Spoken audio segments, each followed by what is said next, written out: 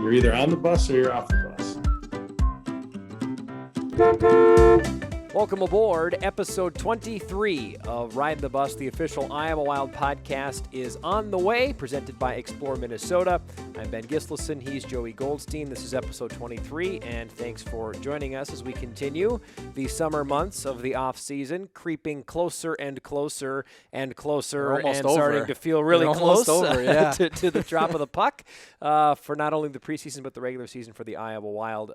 But the fair is over, which really, I look at it, we've talked about this. People could rewind and listen to different episodes and hear us talk about this. There are checkpoints to the offseason. July 4th is one for me.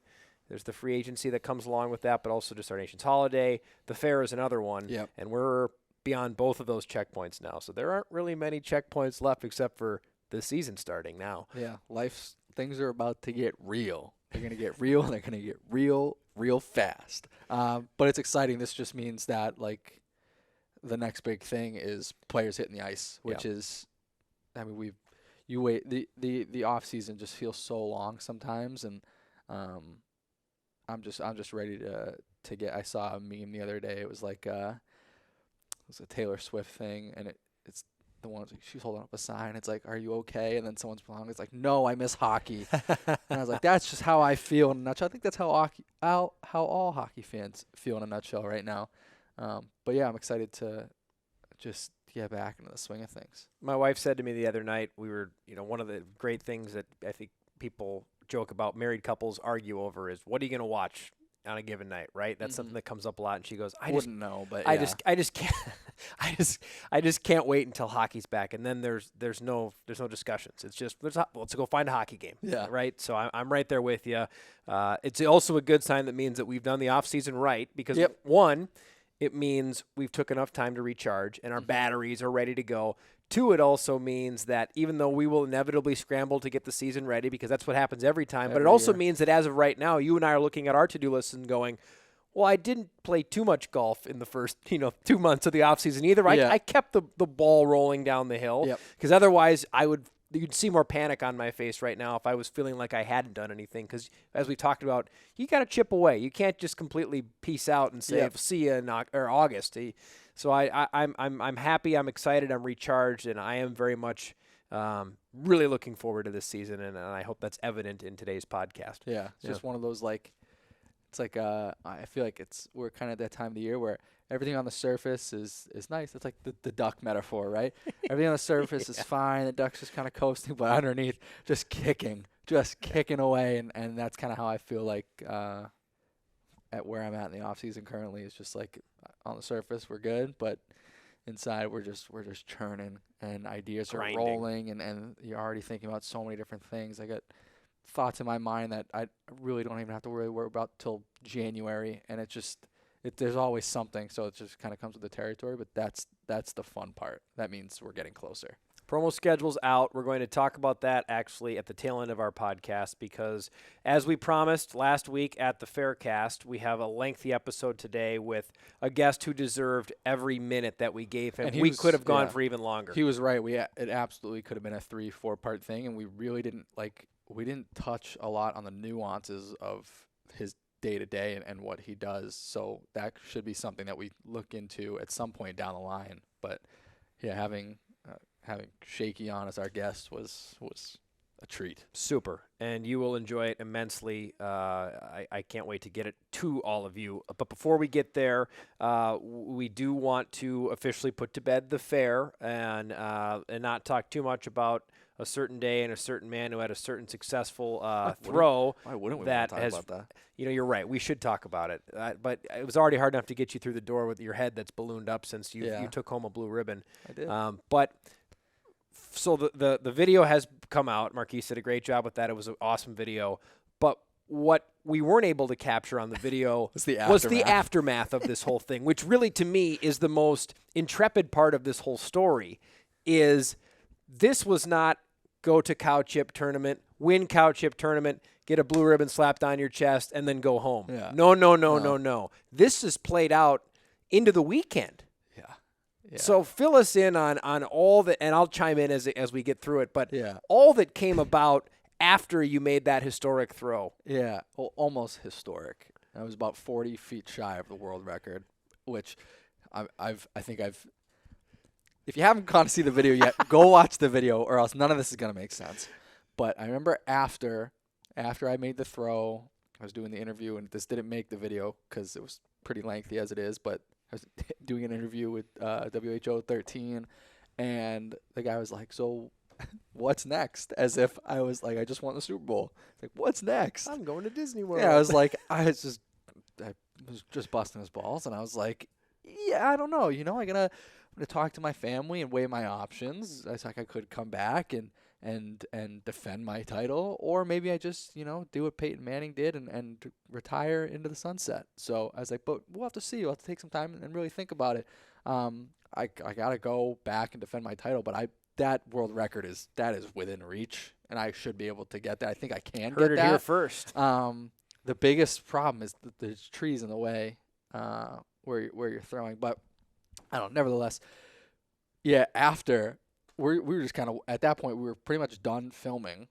We had one little piece left to do, and just kind of walking around. We were going to get our pork chop on a stick, and As good as advertised. yeah, Very it was good. great. Very it was good. great.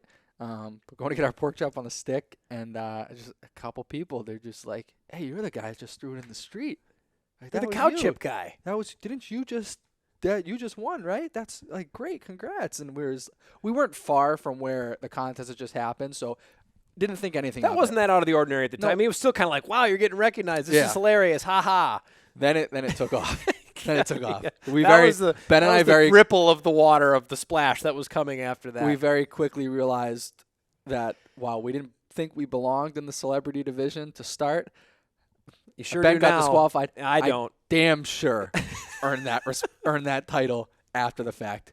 So we went walking to the Varied Industries building to go to our Iowa Wild booth, and we were filming some extra content pieces there. And just as we're recording, I'm getting taps on the shoulder from people, and they're being like, "You just threw that. You were the one that threw it in the street, right?" And now we're really far away Like, from, we're not from where close. Pioneer Hall and the cow chip throwing contest was. If Like, you know we're the not, fair, we're not from even the Varied close to it. Industries building to Pioneer Hall, they're not close. And at this point, the cow chip contest is still going on because the kids, the men and the women, are all still throwing. We weren't able to stick around. But this for was that. over an hour after. It was well after, and two more people. That was you. Good job. Congratulations. That's awesome.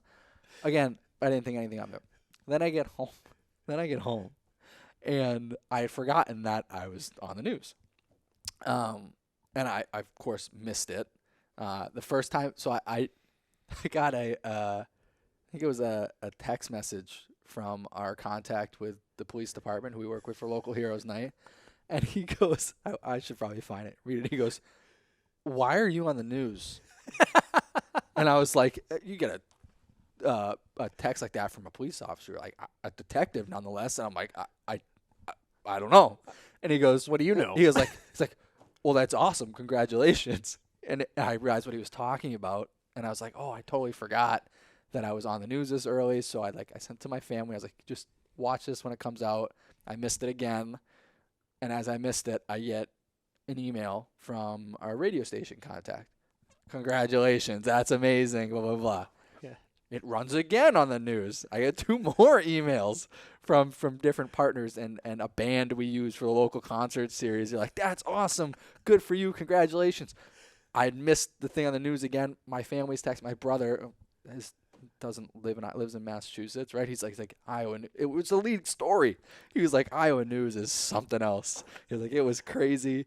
And then you said your neighbor had said something about it. Like, it was the amount of people from the time it ended to when I woke up the next day. The amount of outreach I had. It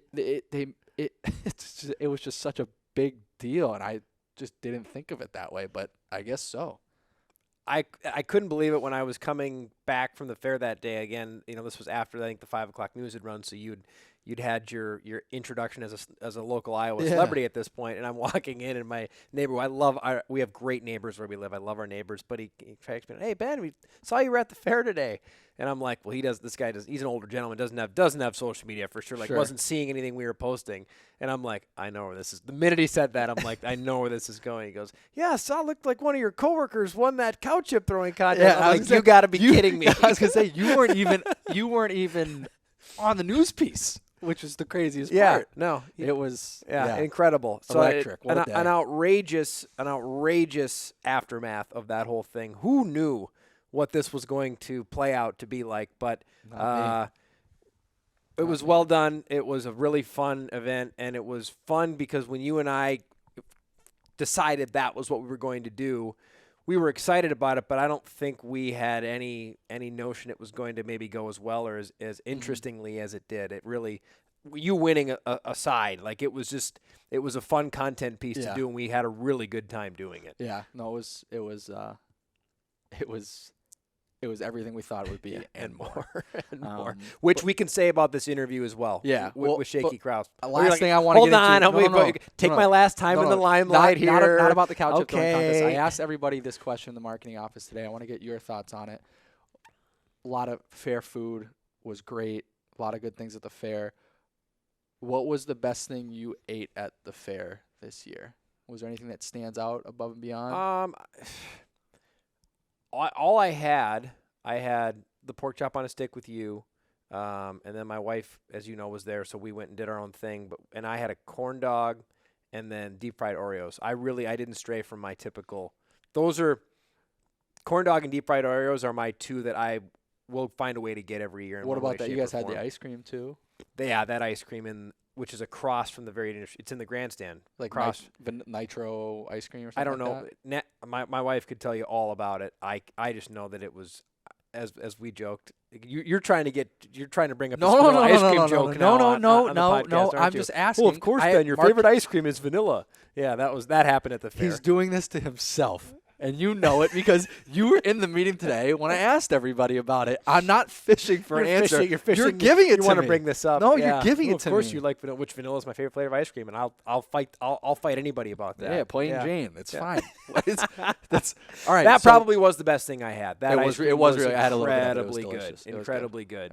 Yeah. And they do free samples of it too. Although Natalie went in and got a nice bowl. But that was probably the best thing that I had there. But corn dog never fails. Yeah, I think corn dog never fails either. You missed out because, and I don't know, Marquise, I don't know if you ended up having it, but the deep fried strawberry shortcake. Really? Wow, that was gobsmack on your face. Dreams about it. I went back on Saturday during the afternoon, just kind of did like a walk around to get lunch basically and try a couple different things that I hadn't had a chance to try. And the strawberry shortcake was like what I closed my tour de food with. And oh my goodness. It was so good. By far the best thing that I ate at the fair. Wow. Not even close. So next year when we're back, hopefully they're still selling the deep fried strawberry shortcake. Well, with this kind of a reaction, I would imagine it's messy, that's coming but it's back. so good. That's the fair. The fair is messy. Great. All right, now we can get to the interview. That's a nice way to put a pin in the fair, and it was another wonderful Iowa State fair, and a terrific job by all of the staff that helped not only sell tickets but merchandise and help get the word out. Another really successful year there by all the front office staff members that were a part of that. So. A very big kudos to everybody who had a hand in that and worked some long hours. I know that those days aren't easy either. So big shout out to our staff on that. And really, there's not a whole lot else we should say about Richard Shakey Krause. He will tell you that and more. We learned so much about him. He is such a great storyteller. He has 1,000,001 stories that he should be on more podcasts to tell. Yeah. Not just ours. He should just be on more podcasts in general to tell his stories. He's such a good storyteller. And really, one of our most unique guests we've had. We're really excited about it. And just one whale of a guy in Richard Shakey Krause. So much fun to work with. And as we get towards the end of our interview as well, he's a really, really important part of what goes on down here. Not only because of his work ethic and what his capabilities are as an equipment manager, but the type of voice he is in the locker room for the hockey ops staff is a really integral one. Yeah. And, I mean, there's a reason he's still in his role. You know, sometimes when you switch over regimes and sometimes sports staff doesn't always stick around, and he was a staple piece that had to be here year in, year out. And there's a lot of good things that he said, and we'll kind of recap a bit after. But, just and he's an all-time storyteller, an elite storyteller. If I were to put together a Mount Rushmore of people that I've met in my lifetime who are good storytellers, he is without a doubt in that list of 4. No question. He's known as B-Row. He's known as Shakey. On his birth certificate, though, it is Richard Krause, but we call him Shakey, the head equipment manager of the Iowa Wild. We're back right before we get into period 2 in our interview with Richard Shakey Krause. We have to shout out our friends at Explore Minnesota. Bluebird skies, crisp air, and stunning scenery inspire us to chase magical moments. In Minnesota, you'll find endless hiking trails, big or small, quaint cabins, and great lakes that will create memories of a lifetime. Start planning your dream trip at exploreminnesota.com. On to period 2 with a very special guest, a very special part of the Iowa Wild organization, and a very special friend in Richard Shakey Krause, the head equipment manager of the Iowa Wild. And Shakey, you've been someone that has been on our list pretty much since we hit the beginning. Recording on our first ever episode. Since the beginning. So getting you here is great. Crash's DMs being like, when am I going to get on the podcast? This tracks quite some time. Well, this is a unique honor and a privilege. I must say that. Yes, this is. I've often thought about this, but now that I'm on here, now it's going to be no holds barred. I've got. We prefaced this in our previous episode. Yes. We said Shakey's coming on next. Get ready. Make sure you got a long car ride ahead of you because we got all the time in the world, and we know you can tell stories and weave a great story like anybody. So we're going to get to it. First question I have for you, as we start with every guest that we have on this episode, on this show, is you're on the bus. We want people to feel like they're sitting right next to you on the bus. Granted, with the Wild, you're usually driving the equipment truck, but you've been on the bus plenty in your many years of doing this. Yes. What's a great bus story to get our listeners really in the seat next to you for the rest of this long and hopefully hilarious ride? So we're coming back from Milwaukee, going to Chicago. We just gotten smoked. This was back in 2003. And what club is this with then?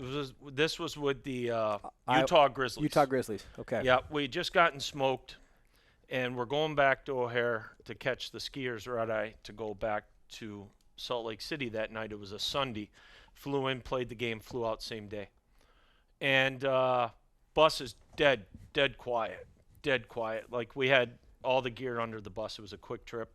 All of a sudden, guy's phone rings in the back. And Don Hay just whips his head around. He was coaching with Bob Bass, and Don Hay turns around, and you could just tell, like, he's glaring, right? Laser beams are going right towards the back. Like, he would have burned a hole in the toilet in the back, right? So now, all of a sudden, I'm looking in the back, but you can't see. It's night, and I'm thinking, boy, man, somebody's going to get beat down when we get to this airport. And then all of a sudden, you can hear the muffled talking of a certain player. And come to find out, he was talking to his girlfriend, and his girlfriend's name was Muffin. And he's just sitting there, and he goes, but Muffin, honest, I didn't know. I can't talk to you right now, Muffin. We just got smoked. So, like, all of a sudden now, like, Don Hay just turns around and drops a complimentary term, and he goes, who the is Muffin? Like that.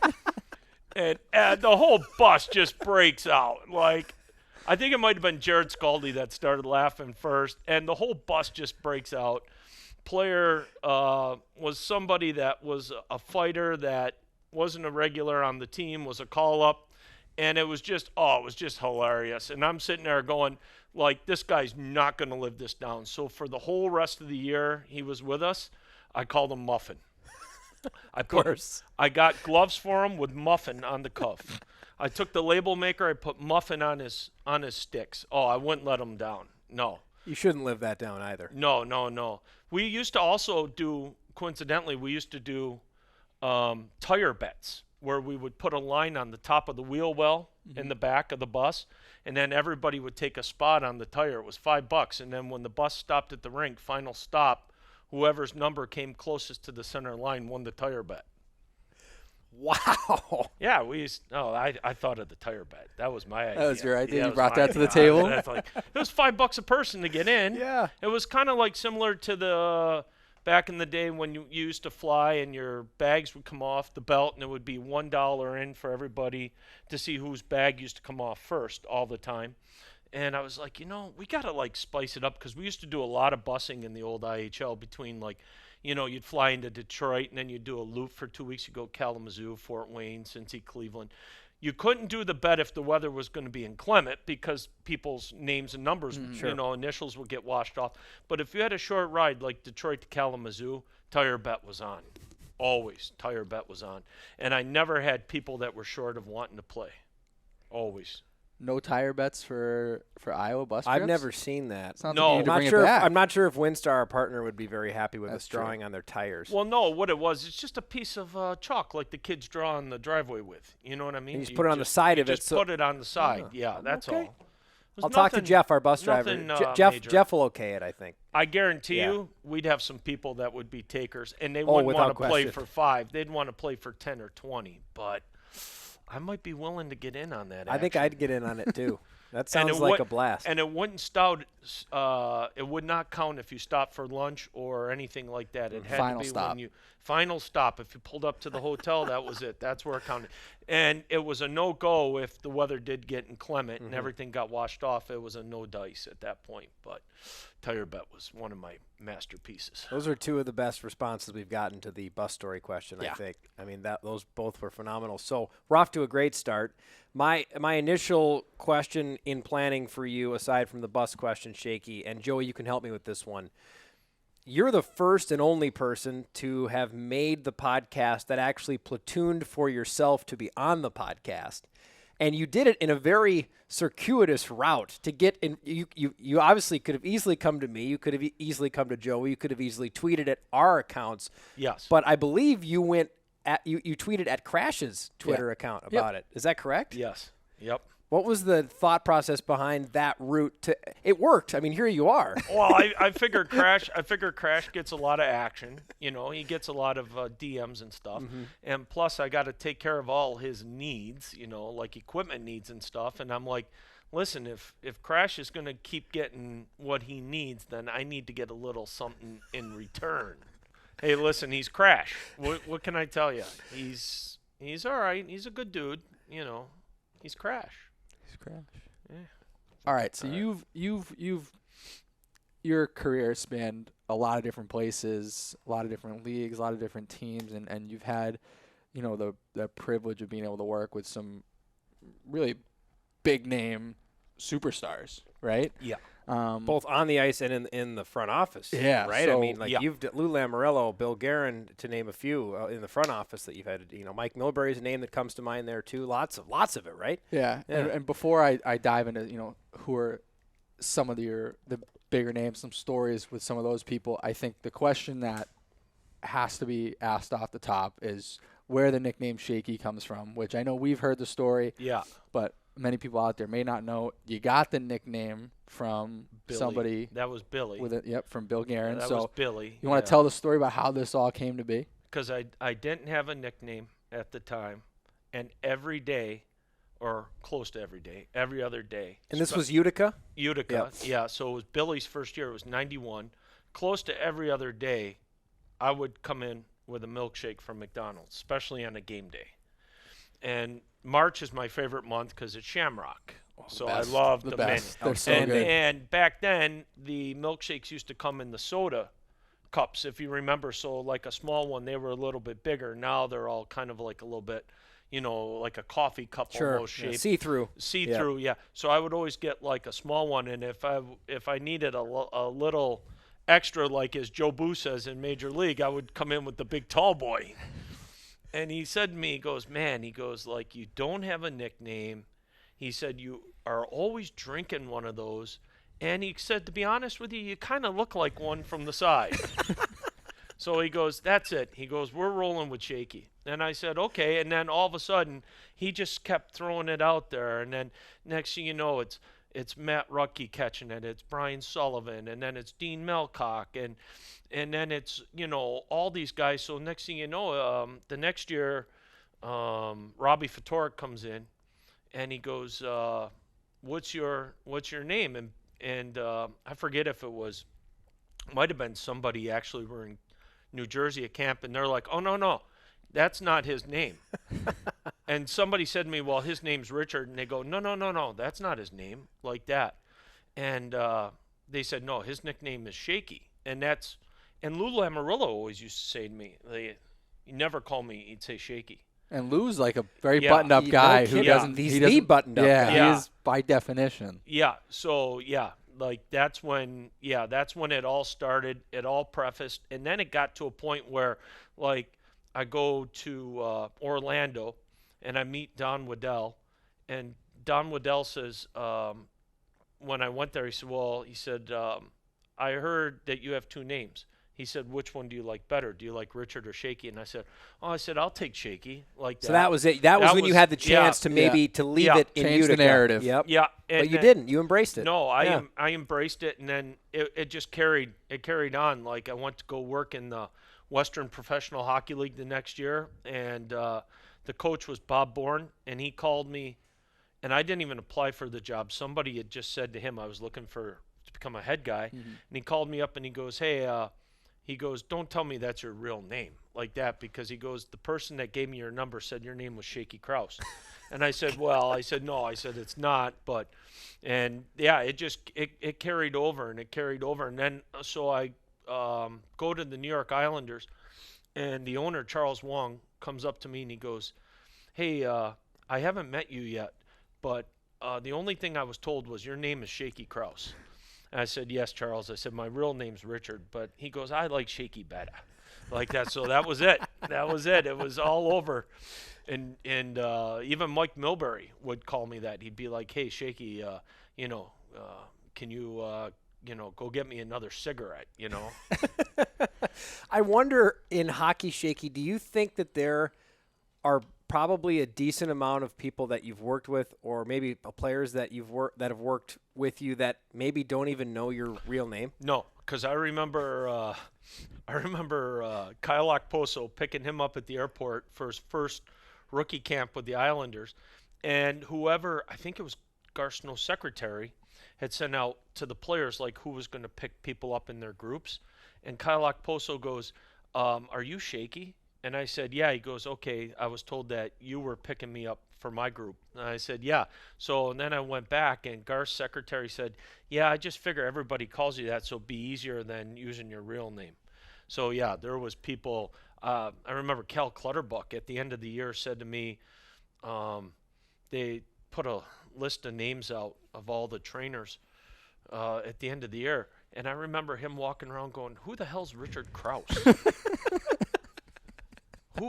Who is Richard Kraus? Like, who is this guy? Like, who is he a game night guy? And I looked at him and I go, no. I go, it's me.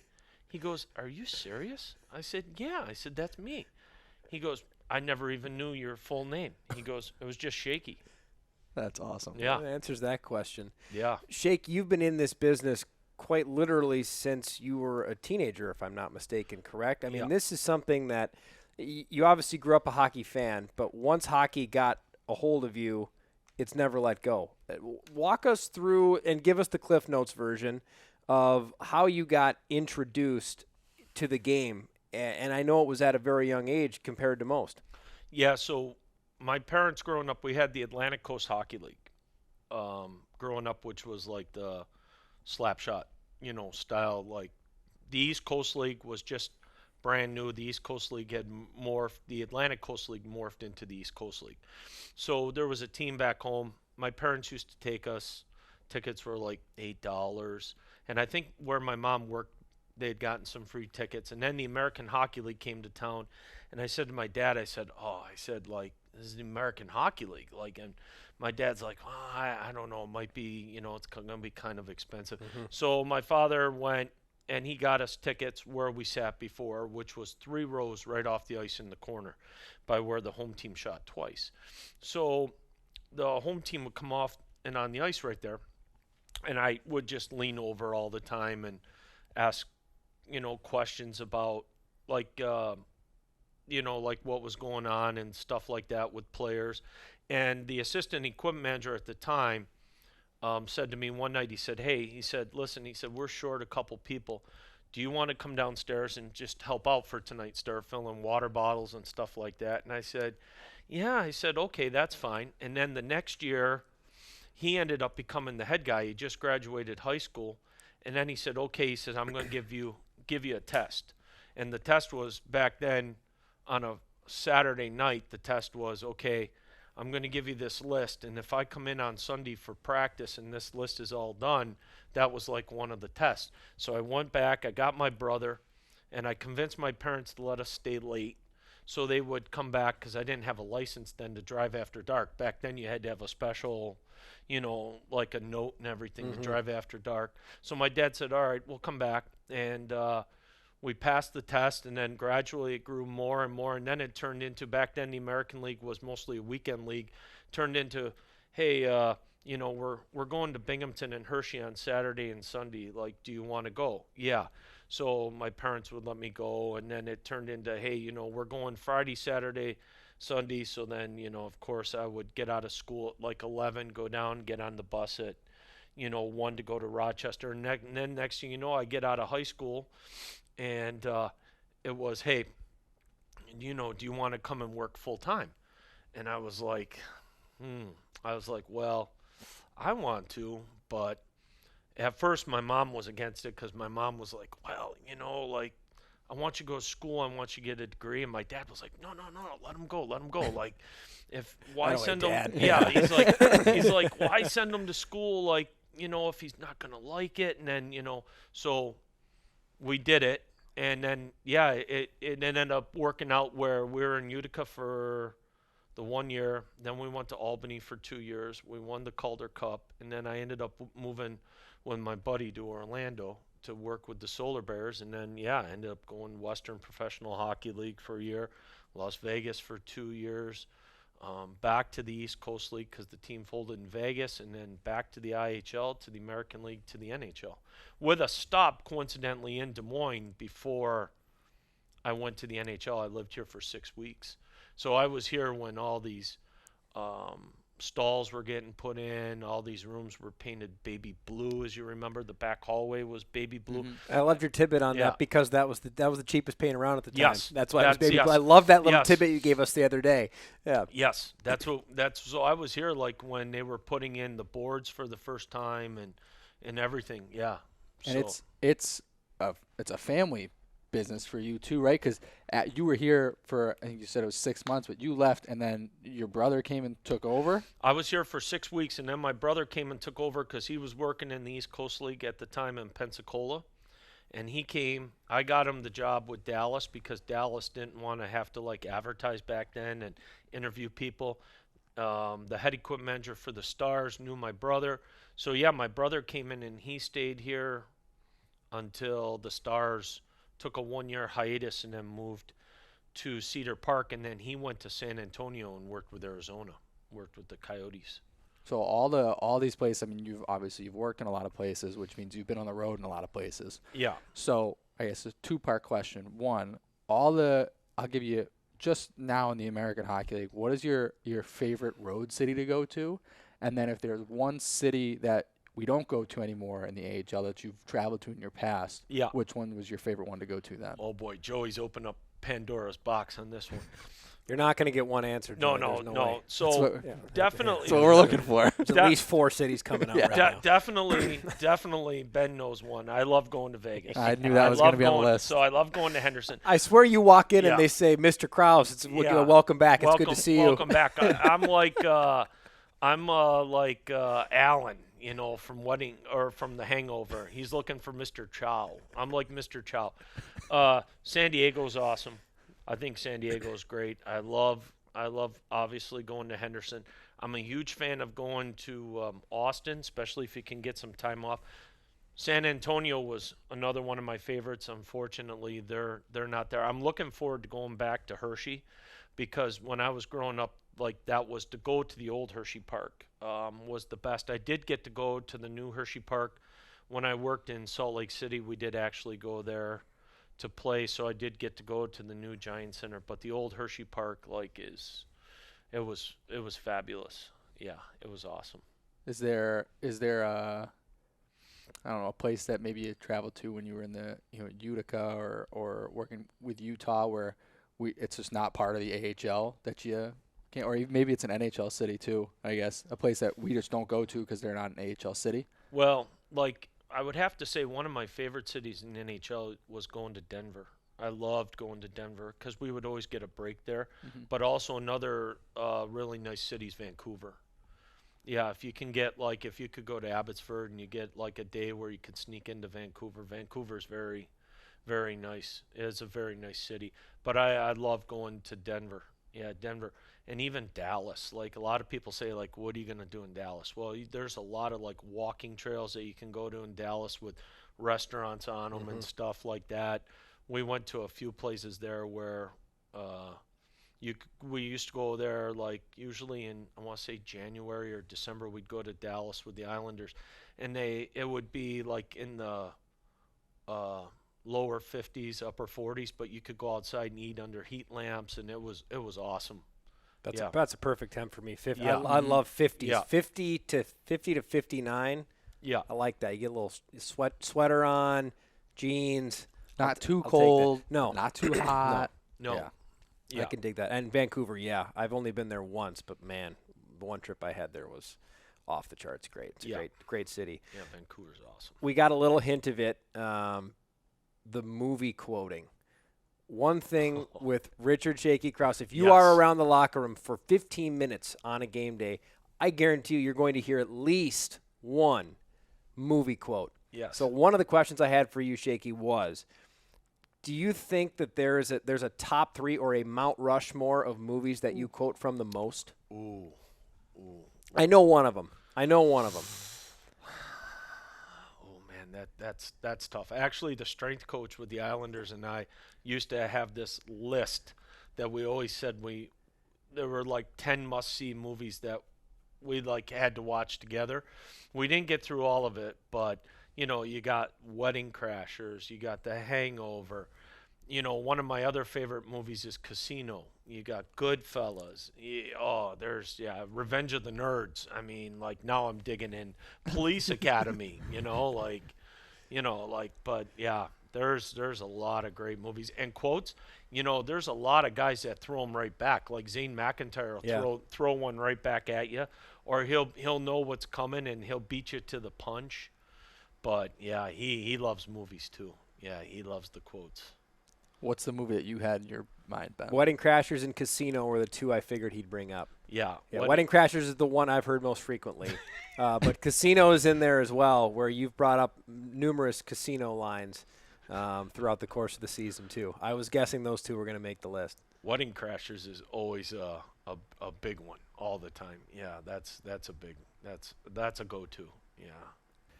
Wedding Crashers is a great one. Yes.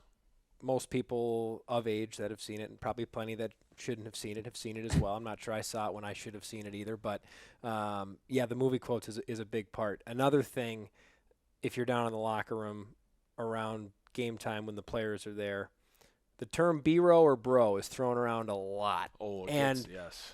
It was thrown around my first year here, my second year, but really last year is when it really started to permeate not only into the staff, but the players. I mean, you had Adam Beckman running around, B-row this, B-row that. Oh, it just so what can you tell us morphed. about B-row? So B-row originally came from a gentleman named the Michael Buchanan, who used to help us out on game nights.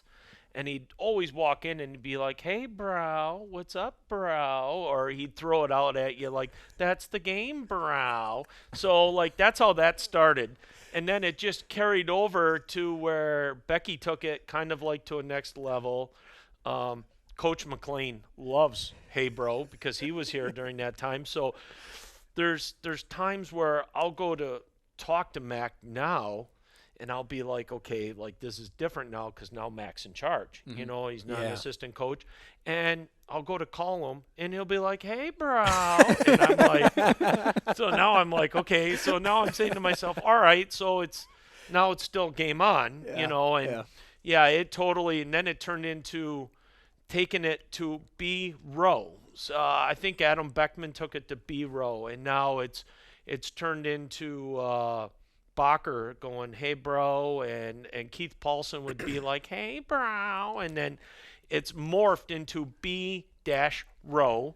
We've got the B-Row Shuffle, which is something that I came up with just as a little zinger, like similar to the movie quote, "The Last Boy Scout," where Bruce Willis's character says that if he ends up making it out alive, he's going to dance a jig up in the lights. So the B-Row Shuffle kind of developed into a little bit of a jig, a little bit of the old school baby dance that used to be at the Hard Rock when the Dancing Baby used to be on the Jumbotron. That was another segment that we won't talk about. That was back in '97, but we used to do the Dancing Baby back in that day. But yeah, so B-Row has really like turned into where I'll get text messages from guys and Swaney will be like BR and then like 10 O's. And it's like you're texting them to say like, "Hey, do you need anything during the summer?" And the answer will be back, "Hey, bro." And now it's turned into like they got like Jesper Wallstedt will be like, "What's up, bro?" And they're like sending you little voice, messages and everything with the "Hey, bro" and stuff. And it'll be, "What's up, bro?" And then, now it's gotten to the kids like Kyle Masters and Really, they haven't even been here yet, and they know about it. Well, they've caught on to it at from development camp. Yeah, and That's I amazing. got David Spacek. They're quick. These kids. They learn quick, man. They learn quick. I got David Spacek going, "Hey, bro," and and then we kind of had another situation come out of that where we kind of jokingly just utilized a line out of Ace Ventura with, "Can I ask you a question?" And that morphed into people calling me Emilio because that was the name of the cop, where Ace Ventura said, "Excuse me, I'd like to ask you a question." So that's kind of like turned around. Yep, Emilio's come out now, where you talk with Emilio, and the guys are like, if you have a stomach ache, they're like, "Oh, your Emilio's upset," and I'm like.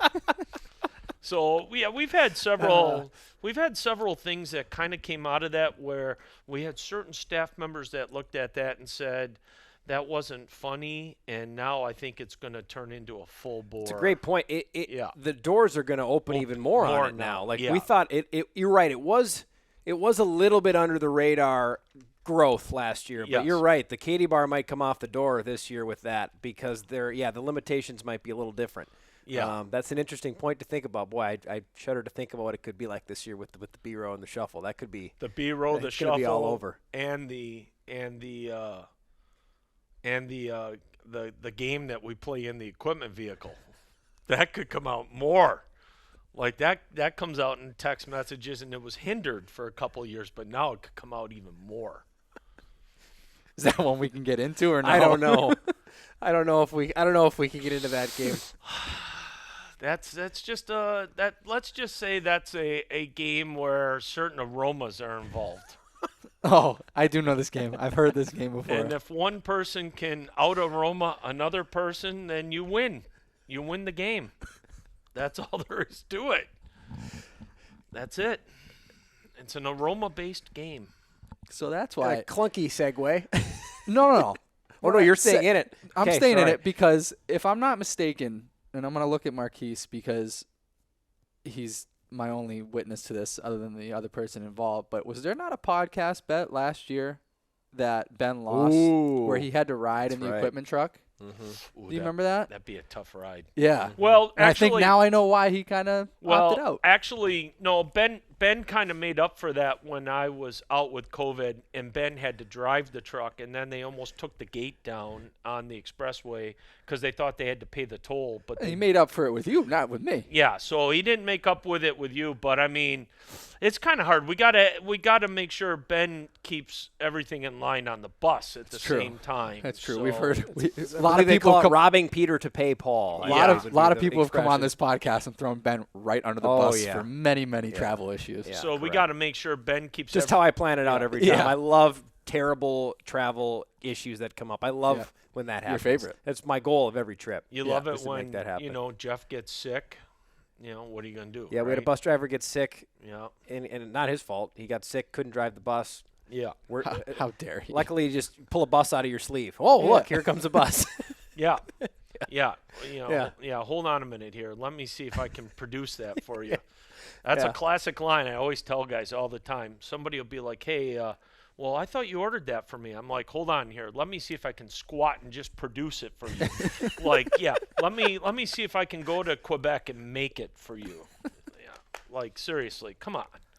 I want to ask, so on that kind of similar line on work on the equipment side, I think a lot of people don't realize the behind the scenes side of things on a game day it can be, you're here early, you leave late, but during the game itself, people see you on the bench, but then there's times where you duck back in the locker room, you go missing, and you're sharpening skates, you're fixing things. Yep. Of all the things that you've had to fix, like in the middle of a game, in a hurry, in a pinch, what's I guess, I don't know, if the craziest thing you've had to fix? The most MacGyver move you've ever made?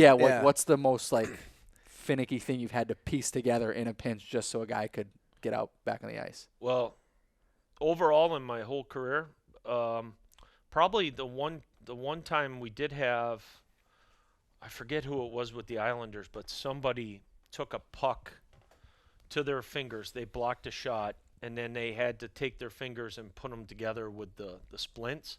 So we did have to quickly, you have to open up the gussets on the fingers on the side and then stitch it across so you could get back in there with the splint and play for it. I've had to do that a couple of times. The one person that had it the worst was, I want to say 2 years ago, might have been Damien Giroux, where he blocked a shot and it broke the tip of his finger, but he kept playing, and we had to MacGyver a glove quickly in between periods for him, and it's just basically taking a scalpel, opening up the inside so you can piece that together, and he can put that splint up in there, and then you put 4 or 5 stitches across the top and 4 or 5 loose ones there, so at least they still have it together.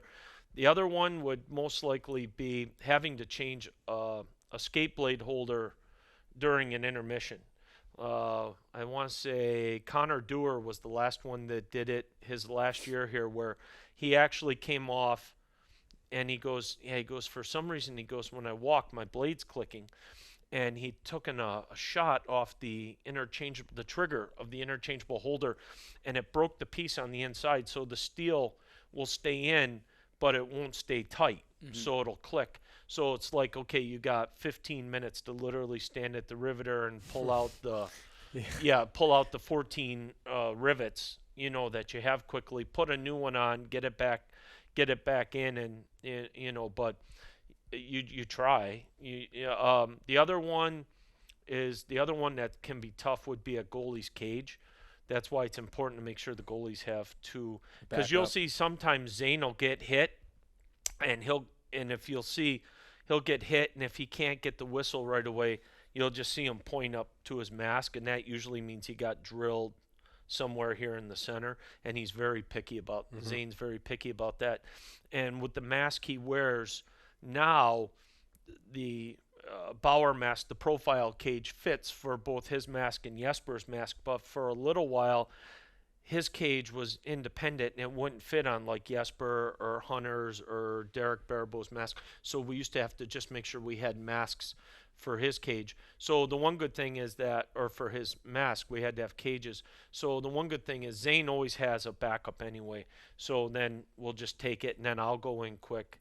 Because sometimes the screws can get locked in on the inside, they'll strip, and then you have to try to drill them out. But we always try to make sure the goalies have two.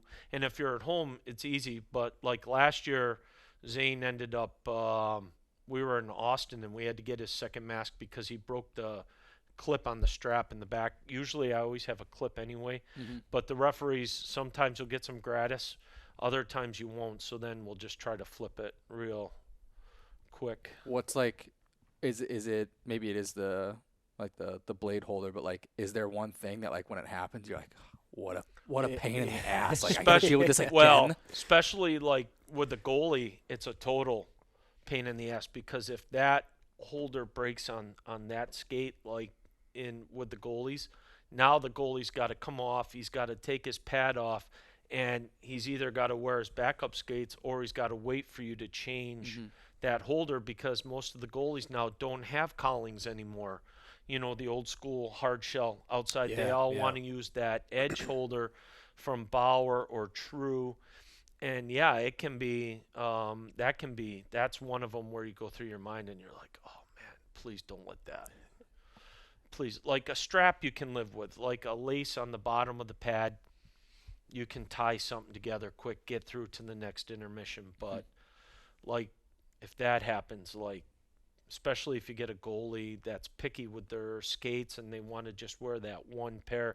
Now it's kind of hard to explain to a coach that the goalie that, you know, you had in the game, now you got to go back and try to hammer out quick. But that's the one that always scares me. What is the most bizarre player request you've gotten? Because the one thing that maybe I think a lot of listeners and fans may not know is so many of these guys have personalized elbow pads or shoulder pads or pants or skates. It's not like when you're young and you just buy a pair of skates from the store and maybe you can put them in the oven and bake them. Jerseys too. Like I see guys altering specialty jerseys for certain guys. What would you say? Is there any one moment or request where a guy came in and you just went, I can't believe someone's asking to do this? Or maybe you didn't think that, but you went, this is a really unique request or a strange request for a player to give me. Yeah, there's been a couple, like usually with the goalies, there's sometimes, and this is where I'll get challenged with Zane.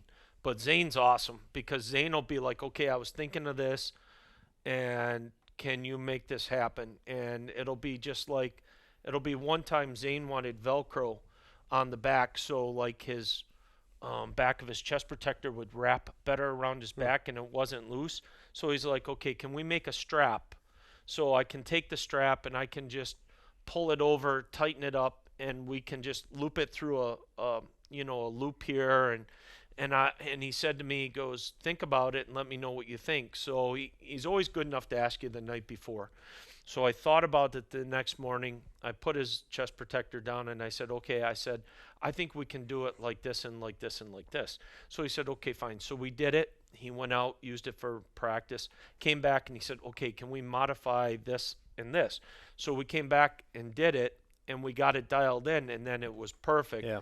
The other one was Jesper. Jesper liked the CCM upper body, but he wanted the Bauer chest protector arms. So it's like Frankenstein. Yes. So he's got the black chest protector going because he liked the higher shoulders, but he wanted the thinner arms. So I said to him, I said, I can do it, but I said the NHL's got to approve it because I said with him, like, you never know when he's going to play. It is really hard. You can't sneak that one in.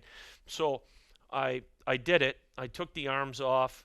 I stitched them on the upper body, and I sent the pictures in to the NHL, to Kay Whitmore, who I have a decently good relationship with. I went through a lot of stuff with the Islanders with Kay.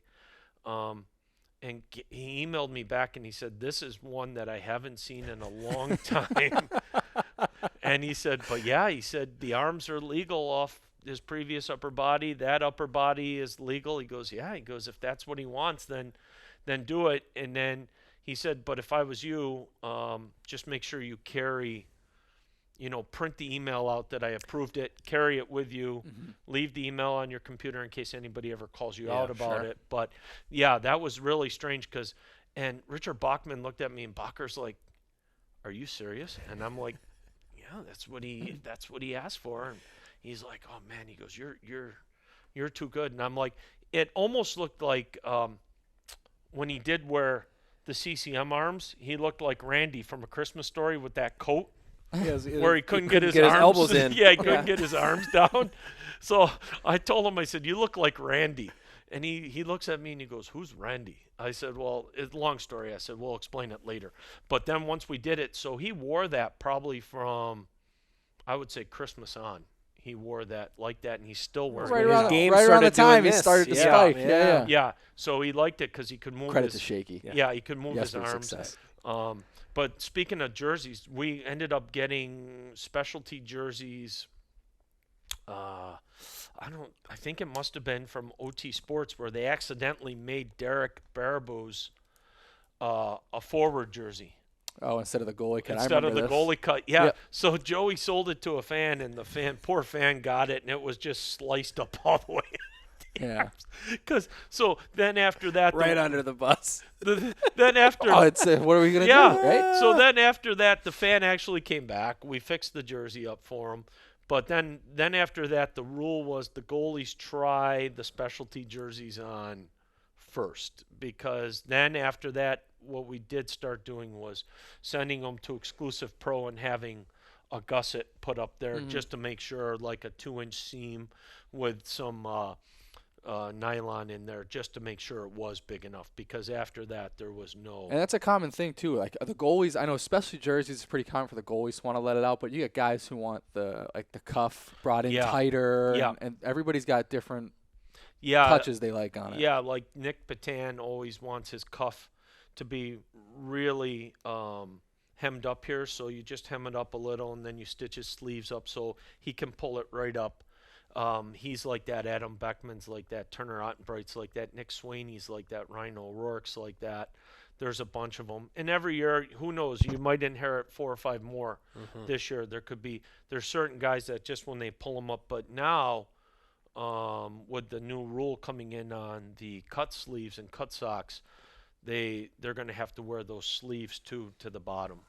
So, yeah. The Wizard doesn't have much room up his sleeve, apparently, is what I'm gleaning from he does. that. It's a trick. Yeah, it's a trick. He does. It's there. You just can't see. Yeah. Yeah. Like a good Wizard should. Yes. Yeah, I have a feeling that a lot of guys are going to go with the cut sleeves, and somehow there's going to be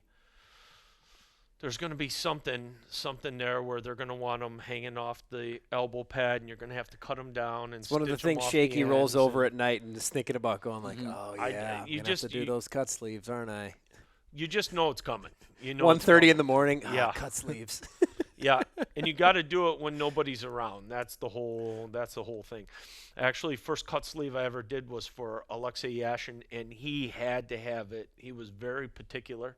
When I first got to the Islanders, my good friend was my boss, and he was like, oh, by the way, I forgot to tell you, Yashin likes his sleeves tight to his elbow pads. And I'm looking at him, I'm going, huh? And he's like, yeah, you got to, like, hem it in. So I'm like, oh. So I do the first one. Yash comes back, and he goes, no good. No, too loose. So I'm like, oh, man, like, what's this guy want? So I go back to the sewing machine, creep it in just a little bit. Yes, good. I was like, okay, all right. So then after that, I figured it out that it was the width of my 2 Jimmy Dean sausages that went right there, that material. And then after that, you could hit it dead on every time on. Had to sit right flush because he wore the old school Easton elbow pads or Easton shot slash guards. Oh, yeah. I think I had a pair of Easton slash guards. Yeah. I didn't like them. Yeah, well, restricted my golden hands too much. There you go. Well, here's the thing with him, like it did with him, but he wore the ones that had the round individual pieces that went around it. Oh yeah. So it was mine were always just on the top. Yeah. He had it all the way around. So what we used to have to do is take them and open them up and trim all the pieces down for him and then stitch it back up. So it wasn't as long; it was shortened. But it was Alexei Yashin. He was the captain of the Islanders, and how do you say no? You can't. You don't. You just do it. That's one thing, Shakey, that really it's such an impressive feat, equipment managers, and I see it every day I'm at the rink with you. The work ethic, the investment, the buy-in factor, and just the willingness to do extremely tedious, difficult jobs, sometimes at 3 in the morning if you have to. It's incredible the way you guys work. What do you think it is about the Equipment Manager Guild that you have to have that mentality or you won't last, will you? No, you have to have it, especially when you get challenging. You get some challenges sometimes that you're sitting there going like, guys are coming up with stuff and you're like, okay, like, you have to buy into it. The biggest test I want to say I ever had in my career, I thought was Rick DiPietro. I thought he was the biggest test I ever had. But the biggest test came last year in Andre Schuster, who's a class act, great wonderful guy. Human. Yeah. Wonderful human. Always like was invested with me. So like when he asked you, we went through with his skates, like he always wanted lifts in the front, lifts in the back. Even went to Home Depot and bought his own material.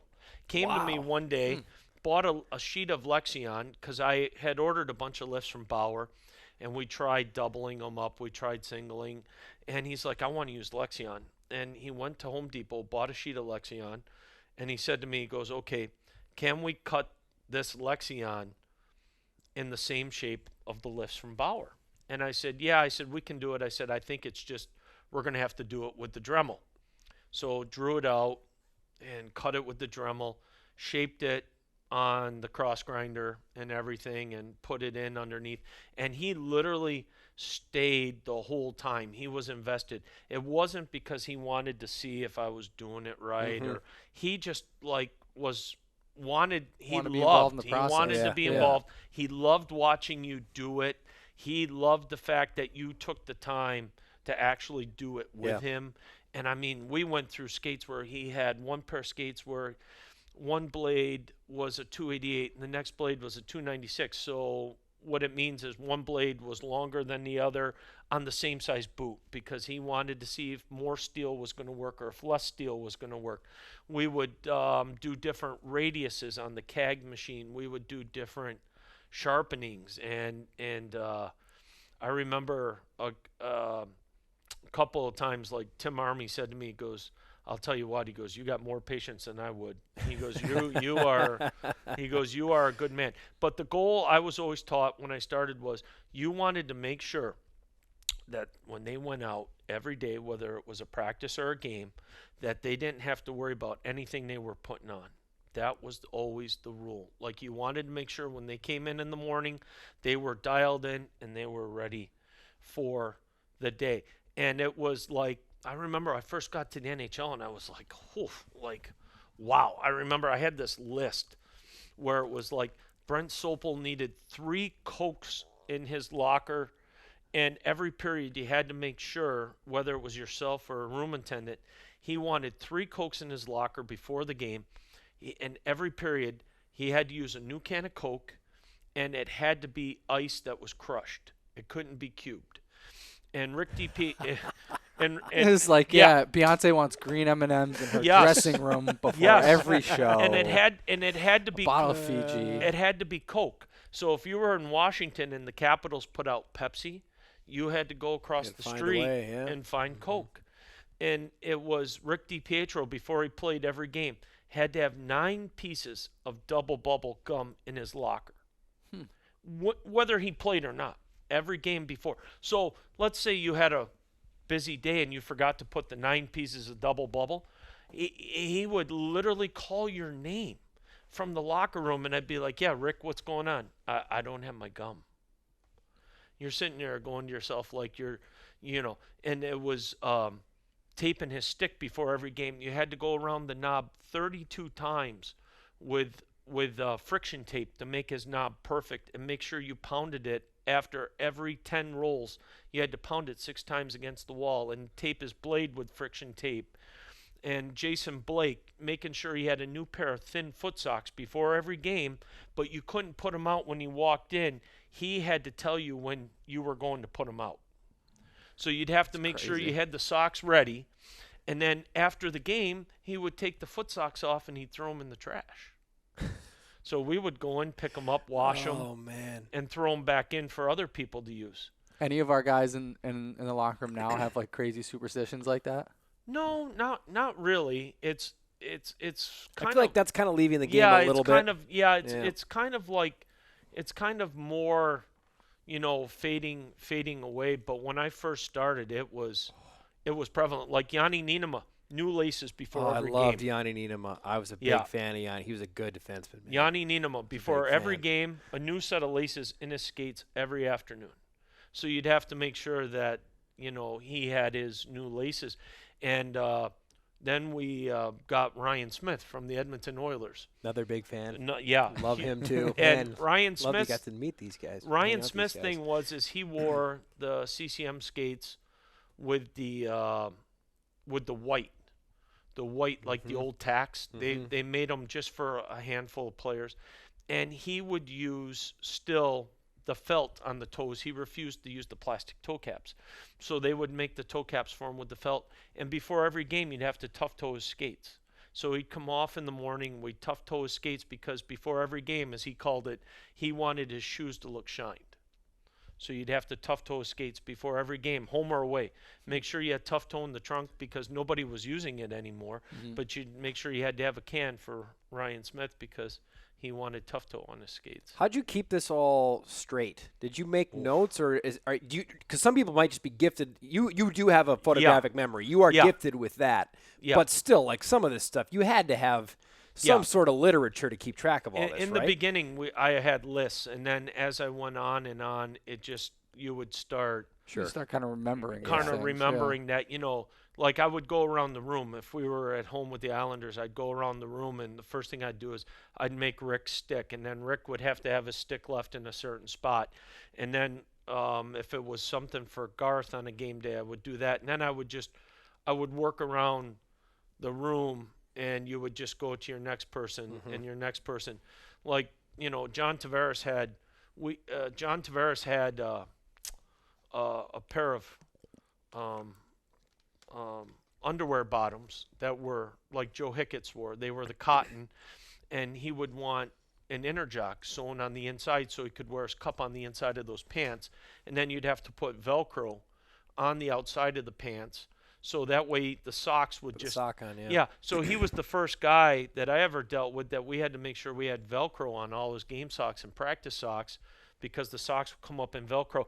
And those pants, you'd have to wash them with the game jerseys and make sure they air dried because they would shrink because they had the cup holder sewn on the inside, and then the cup would be loose for him. And with him, it was like a new pair of skates every month, religiously, like at the end of the month, beginning of the month. So we had a bag for him on the road, a coach's bag he would wear the CCM Pro gloves with the leather on the outside, and then when he was done with a pair, we used to get him repalmed because he didn't want to break in new gloves. So you always make sure you had a pair of skates in a coach's bag for him, an extra pair of those pants in case, God forbid, those pants got shrunk or something with the cup holder in them, a couple pairs of gloves. We used to carry like a new helmet for him because back then he wore the Resistance helmet, which is now the 710. So we had like literally a bag for him that was just his bag.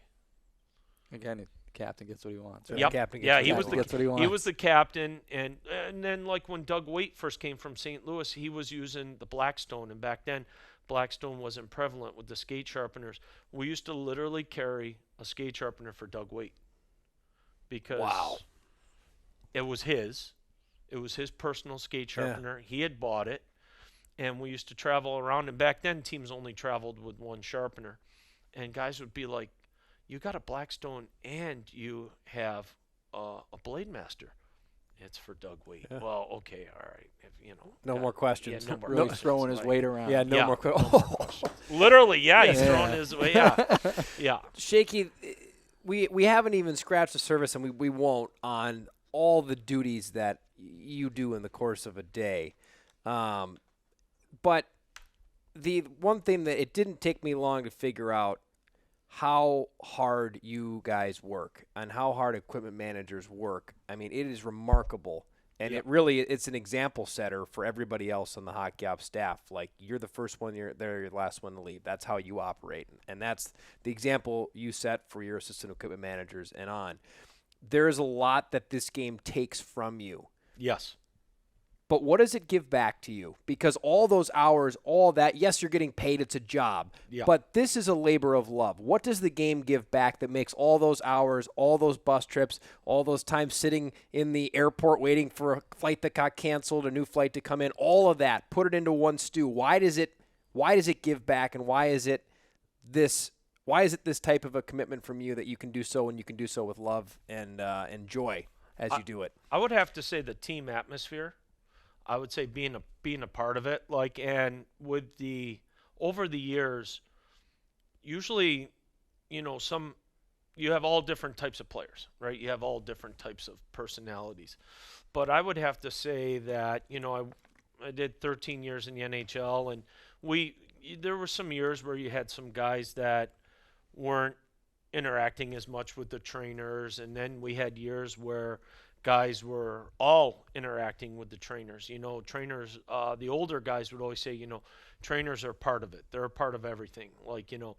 And then with this group now, I think in the American League, what I'd love to see is I'd love to just watch the guys grow, into something and as they become more and more comfortable, and as you can get a read on them more and more, and how they think, that when you're dealing with Adam Beckman, for example, great guy, Nick Swaney, they have certain things they want to do certain ways. Now, you might want to present them with a change, but you have to know how to present them with that change. You know what I mean? So it's like you can just say to them, you can say, you know what, Becky, I think you need to tweak this or you need to tweak that, and he'll be like, I don't know, bro, I don't know. And then he'll come back and he'll text you 2 hours later and he'll be like, yeah, you know what, bro, go ahead and do that. So it's just or he'll work during the summer with his skating coach, and he'll be like, hey, my skating coach wants me to do this, this, and this, and he wants me to use this profile, and I know that you can't do that profile on your machine. Can you help? So guess what? You send his skate blades out and you get them profiled the way. So it's just it's a matter of, I think, being a part of it. Do I, when we lose, yeah, I don't like to lose, winner, but I think at the end of the day, it's just being a part of it that I really like. And I like to still do the travel. I like to go to different places. Have I missed a lot in my life? Of course. Yeah. Yeah, I end up missing my wife's birthday every year. That always gets brought up to me. I miss my mother-in-law's birthday. I miss my parents' birthdays, anniversaries, etc. and stuff and everything. But at the end of the day, yeah, I like the team atmosphere. I like working. You think about it, in my position, I work with the players just as much as I do with the front office. Yeah. There's a lot of things that people don't realize, for example, the specialty jerseys, or when we do the helmet auctions, or so there's interaction on both sides, and it's I like it. I think it's fun. Yeah, I like it. Yeah. Do I want to work back in the NHL? Yeah, of course, everybody does. Yeah, we all do. I mean, yeah. But I am getting to a point where my wife tells me I need to eventually grow up and stop being a kid. Peter Pan.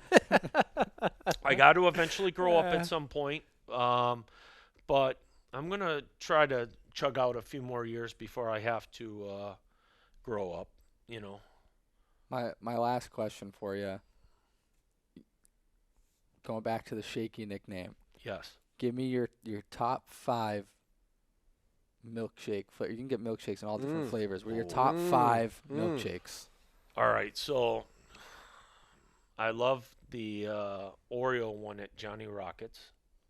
Okay. Johnny Rockets. Wow. The other one I love at Johnny Rockets was the peanut butter one. They used to do a Reese's peanut butter cup milkshake at Johnny Rockets. Is this an East Coast chain? Yeah. I've heard of it. Yeah, I feel like I've seen it in Not to derail you, a bunch Shakey, of but I'm random curious. places, Yeah. but it's Johnny Rockets, like almost 50s style diner type Yes. place. Sounds great. Yes, Yeah. similar to a Steak and Shake. Okay. Very similar to a Steak and Shake. Now, if we're going to Texas or we're going out west, here we In-N-Out go. burger. Here we go. I knew that was Neapolitan. coming. Okay. The Neapolitan's not on the menu, but you can ask for Neapolitan, which is the chocolate. In-N-Out's got their strawberry. whole this isn't on the menu The menu. secret- yes.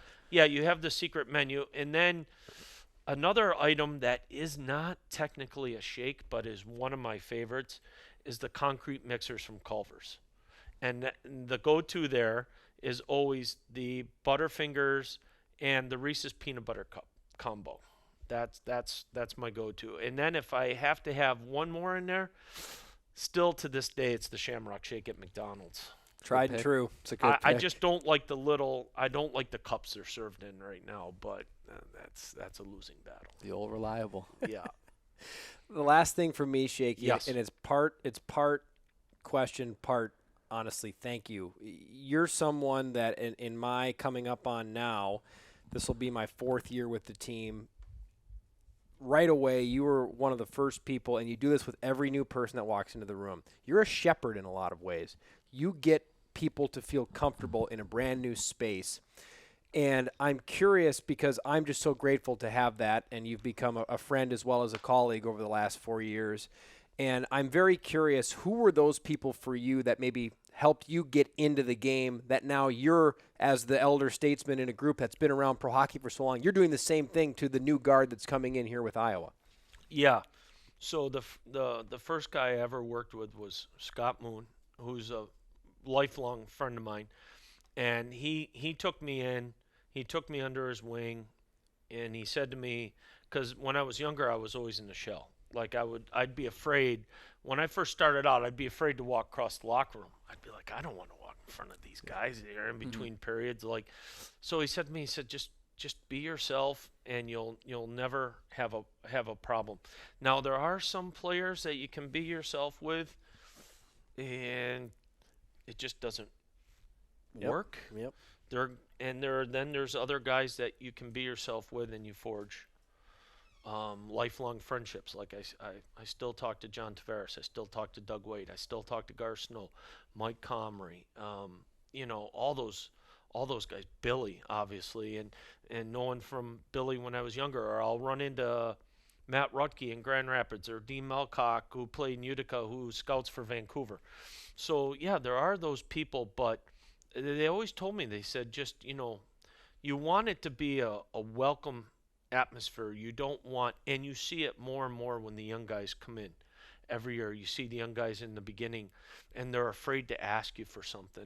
And I always say to them, I say, listen, like, don't be afraid to ask. Like, we have it, we'll give it to you. Like, you have to ask for it, because if you don't ask for it, I can't read your mind. You don't know what you don't know. Yeah, and they'll be like, well, like, I'm a rookie. I'm like, I don't care. At the end of the day, like, my job is to make sure you can go out and perform to the best of your ability. Like, you know what I mean? Like, that's the way it goes. Like, so that's the whole thing. You want it to be a warm atmosphere. You want people to be relaxed, to be happy, and at first you have to feel people out, but I can tell you right now already, like, the biggest kid in the candy store is going to be Ben Simon. It's just going to be like game on. Yeah. Which is so interesting to me. I was talking about this literally this past weekend with a friend of mine, asking about the changes and new coaches, and Ben Simon. When I looked at him on the bench for Grand Rapids, I saw a guy that I wouldn't want to get in his crosshairs. He looks tough, and he's a big guy, and he has a glare. And then you meet him at development camp, and it's every other word's a joke. Yep. I mean, he must just have a switch he can turn on and off, because he looks scary when he's on the bench. Yes. But he's just the nicest, funniest guy when you meet him in person like that. You nailed it. Kid in the candy shop. Absolutely. He's going to be the kid in the candy store. Like, I can guarantee, like, he and I guarantee he's going to be in that equipment room a ton, just going back and forth. I'm looking forward to it. He's awesome. He's a great dude. Well, Shakey, like I said, a big thank you for me for really helping me get comfortable when it was my time, and I speak for a lot of other people who have been in the same shoes that you have helped welcome into the locker room. Anything we missed that you wanted to get to today before we officially end our wonderful journey here with you, Shakey? We'd have to split it into a 3-parter if we were going to go full out with it. We'd have to split it into a 3 or 4-parter. We could go for a couple of days. No. I mean, nothing out of the ordinary. No. Just a lot of fun, a lot of good memories. Winning a Calder Cup, great memory. Being on the ice when the Devils won the Stanley Cup in '95, great memory. Just, I think the Devils shaped everything too. The Devils shaped all my. When people walk in and you see everything in the locker room, and the way, as Joe Hicketts would say, you're very anal retentive. Well, that's because that came from the Devils. It was always, hey, listen, like, this is the way it goes. Mm-hmm. I remember somebody said to me one time we were on the road somewhere, and they're like, why are you folding the equipment bags to go underneath the seat? Might have been in San Diego. And they're like, we're just going to pick them up tomorrow anyway. Because when I was younger, that's the way we were taught. We folded the bags. You had a 3-fold way to do it. And we used to always say, like in Utica, like, I remember as a kid, Herb Brooks, Robbie Fatorik, and even Lou, back when they were all there, they would flip the stalls to see if you folded the bags. Yeah. Yeah, like that was part of it, that was the whole thing. Like, they would check your storerooms. They would look. Like Robbie really was one of those people. He'd spend a lot of time at the rink, walk around with his skates on all day, and he would always he'd always be watching. So I think that's where a lot of that morphs from as well. Well, Shakey, this has been as good as we anticipated it to be, and we put this pretty high on the pedestal of what we expected this chat to be like. Yes. Thanks a million, B-Row. No, thanks, Barrow. And that's the game. You know what, Marquise? That's the shoot, bro, right there. A huge thanks to Shakey for giving us a ton of his time there at the end of the workday, no less. Yep. And that guy's, although as we talked about in that podcast, his workday. Is not. He's like the first one here. He's the last one to leave. Yeah. It's sports. Everybody's got weird hours, but there's no normal schedule for the equipment staff whatsoever. He is the epitome of what working in sports is like. Now, granted, he gets an off season. Not that he just goes and mills around and does nothing. He's getting ready for the next season. But that's the one thing with hockey ops. You do really, really, really go from September really, when those development or prospect I would even camps argue start. now, like mid-August for true, him. True. You really do go. And then so when the season stops, hockey ops has a little more of a breath than, say, the front office does. But maybe the front office is able to be at home on the weekends. So it all kind of evens out in a weird way. But Shakey's example is the most hard driving, no sleep, find a way to get through it. And the one thing that really came out to me in that discussion with Shakey is he's a problem solver. That's what he is. Whether it is equipment based or whether it's locker room based, or he's helped me solve some problems travel wise just because of his experience, and he knows airports and he knows places that you could connect out of. I mean, he's a complete jack of all trades type guy, and you can't put a value on a guy like that and when what he brings every day into the locker room. And as people can clearly tell now, there's nobody better at great timed joke or making light of something to take you out of a bad situation, whether it has to do with a loss or anything else. He can lighten the mood better than anybody can. So it was really, really fun to have him on, and I know he listens to the show, and I know he is a fan of the show, and I know he wanted to be on the show. And he told Crash. Yes, and he was really excited to be on the show today, and that was really cool for us. The saying goes, if you love what you do, you never work a day in your life, and he's not coming in to work because he truly loves it, And I think for me, the biggest takeaway I have, and have working in hockey for as long as I have, and worked with some good equipment managers along the way, but the line he said about like, it's their goal is what he was always taught is making sure that when they come in and whenever they're putting on their equipment, they have nothing to worry about. That the goal for them is the players should come in. The only thing they should have to focus on is what happens on the ice, not do my skates fit? What do I need?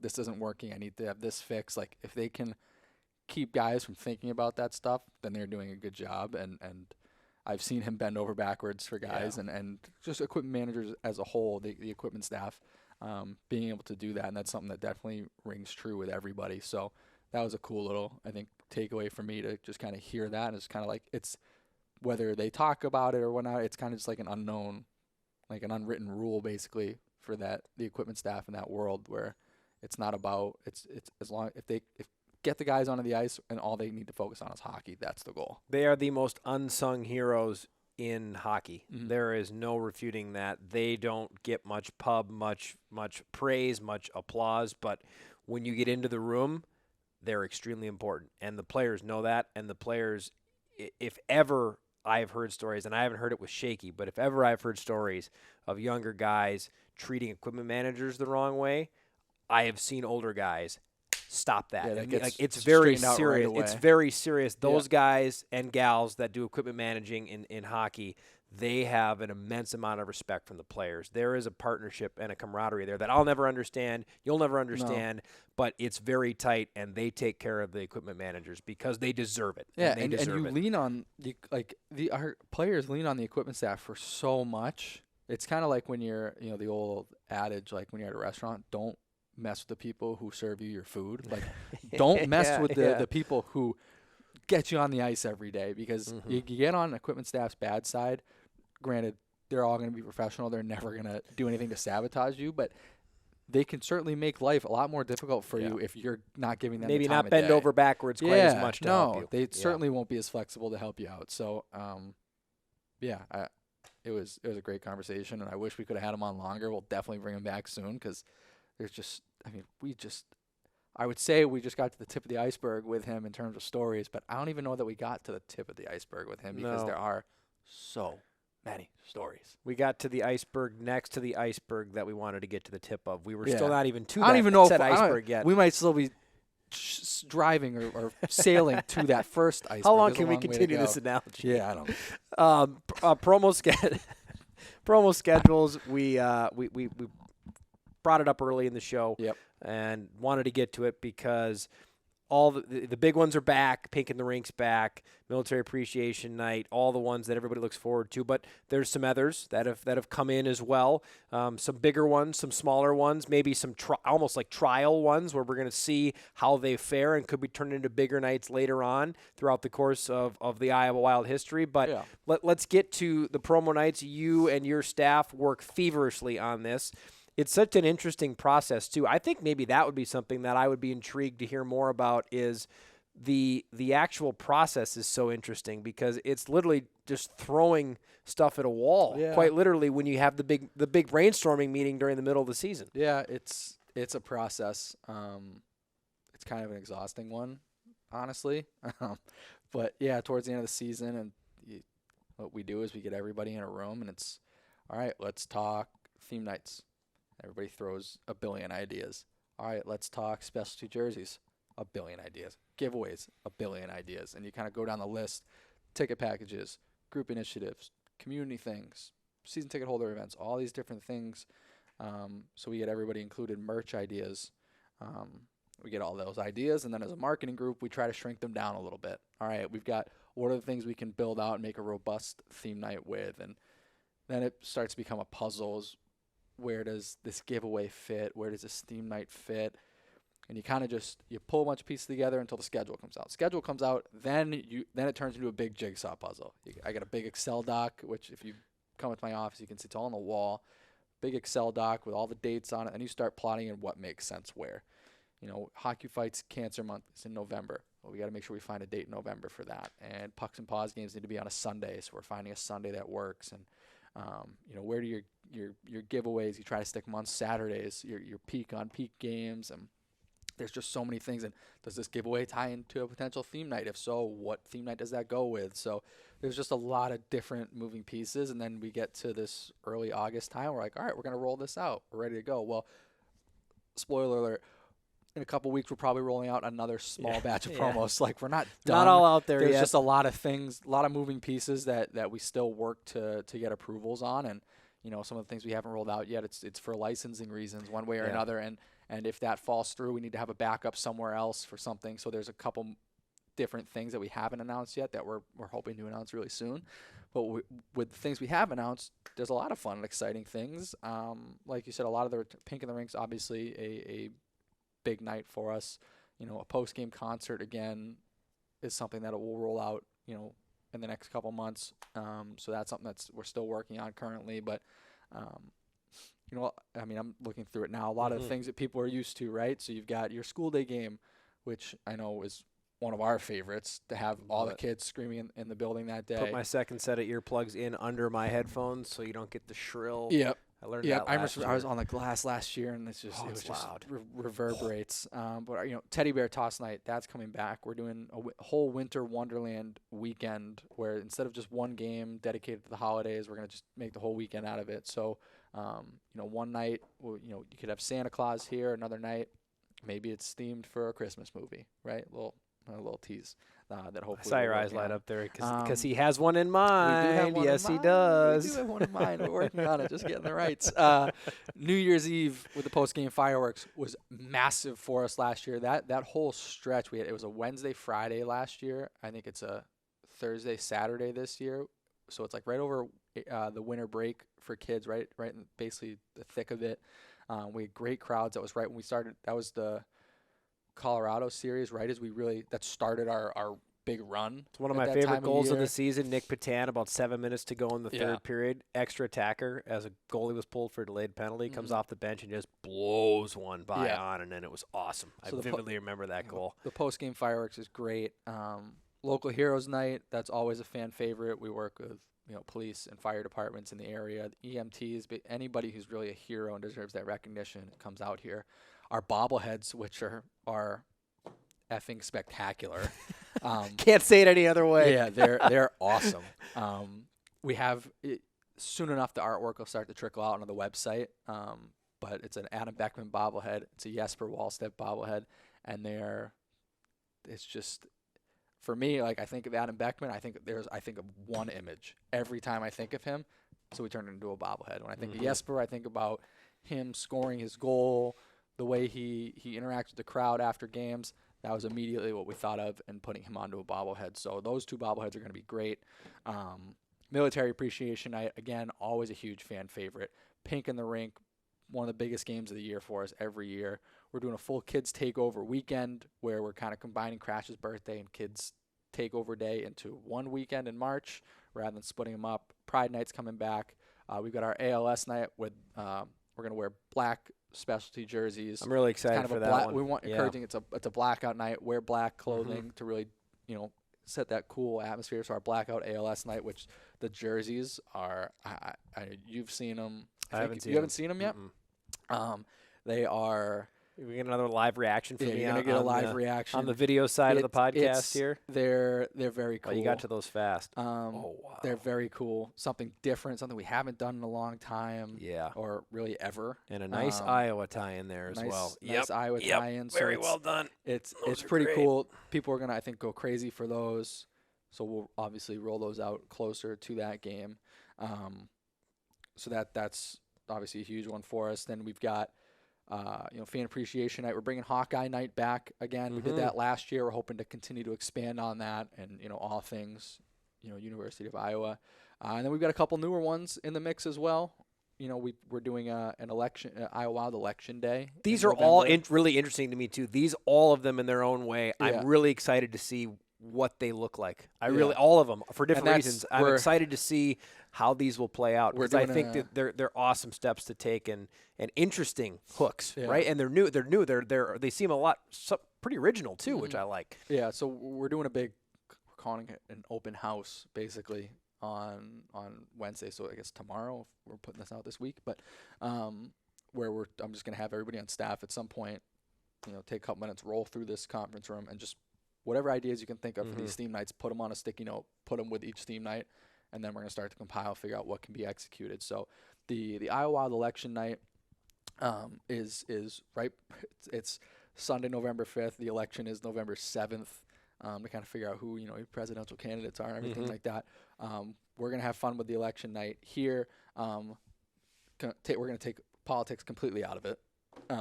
And we're just going to have fun. It's really family-driven, kid-driven, where we're going to have different polling stations, you could say, around the concourse. Who's got the best hair on the team? Who's got the best beard? Are you a hot dog or a popcorn person? Are you a Coke or a Pepsi? Whatever it may be, just different areas, really for kids-driven. We'll have an area, too, where it's, the questions, what should Crash do in the third period? Should he throw T-shirts? Should he dump popcorn on somebody?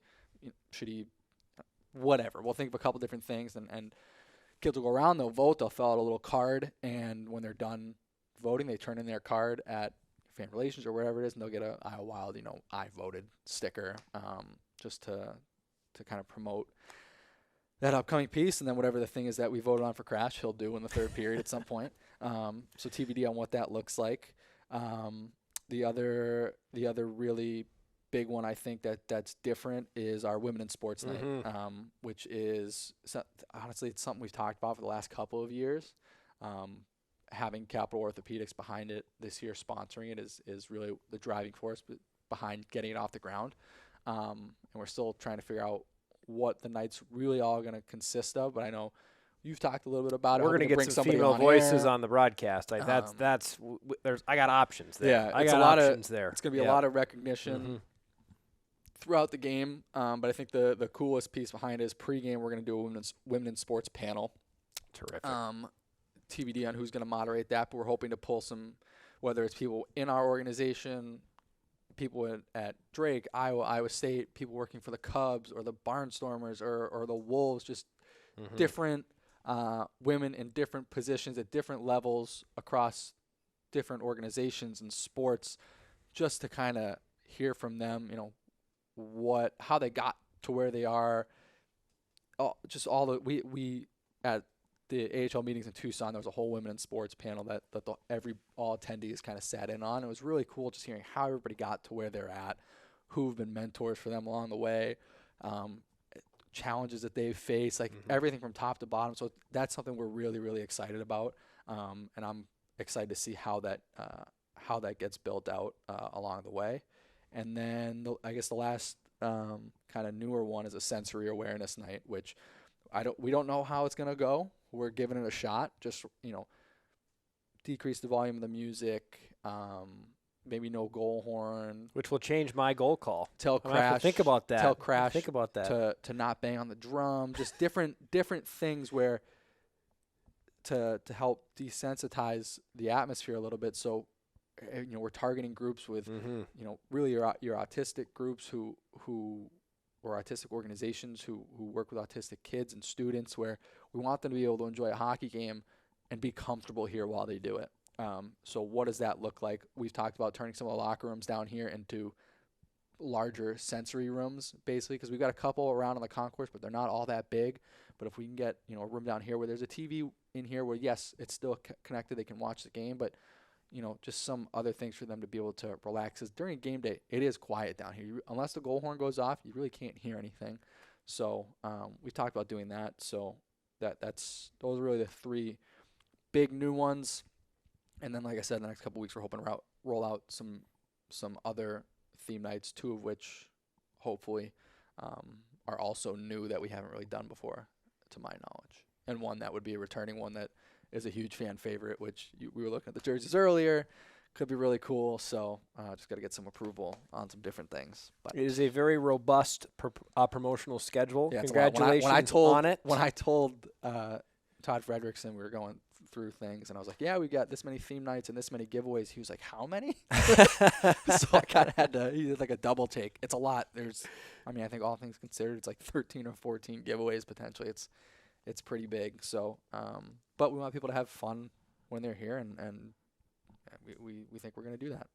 Well, we had fun today. A big thank you to Richard Shakey Kraus for coming on board and sharing some wonderful tidbits, stories, jokes, movie quotes with us, as well as Jeremy Core with Executive Podcast Solutions for making this podcast available. However you're tuning in, if you're listening to it, also on the video side, Marquise Jones for editing. Any final thoughts, Joey, before we put a pin in episode 23? No. I knew you were going to do that. The minute you took a big pause, I said, there's nothing. He's got nothing here. No, I can't think of anything. Pressing. For Joey Goldstein, I'm Ben Gislason. Thanks so much for joining us and tuning in. And as always, 2 honks for the win.